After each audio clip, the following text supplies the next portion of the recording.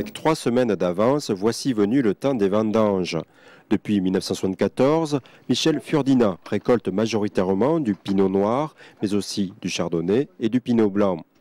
Des échantillons de ces raisins de Champagne sont prélevés afin de mesurer leur potentiel de sucre.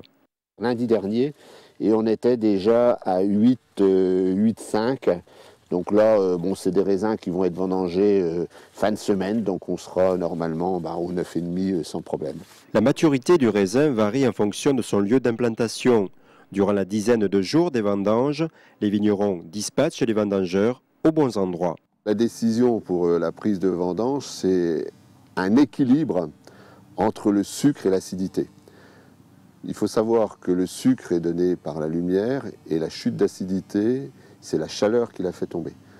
Donc quand on a cet équilibre optimum entre le sucre et l'acidité, il n'y a plus rien à attendre, il faut vendanger. Si certains réalisent un effeuillage mécanique afin de faciliter l'accès aux grappes, l'appellation Champagne nécessite que ces grappes soient récoltées en entier. Aucune machine ne permet actuellement de le faire. Payés à l'heure ou au kilo recueilli, les vendangeurs sélectionnent manuellement les raisins. On regarde s'il n'y a pas trop de pourri. On évite de mettre des feuilles. Je vais mettre le vert, le bon raisin, quoi.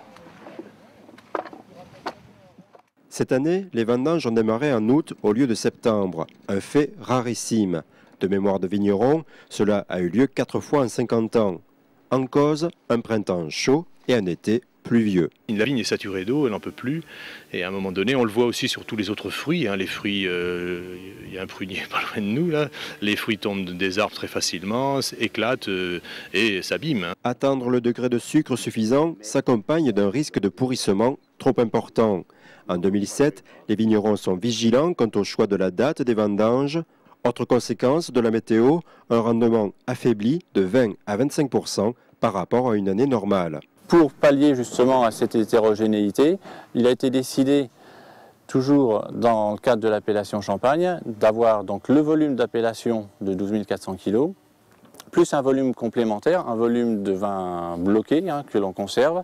Et ce volume-là est conservé pour pallier justement à un déficit de récolte. Michel Furdinat devra puiser dans ses stocks des années précédentes pour atteindre les quotas de production de champagne. Aucune grappe ne sera abandonnée sur les pieds. Ce travail harassant s'accompagne d'instants de plaisir.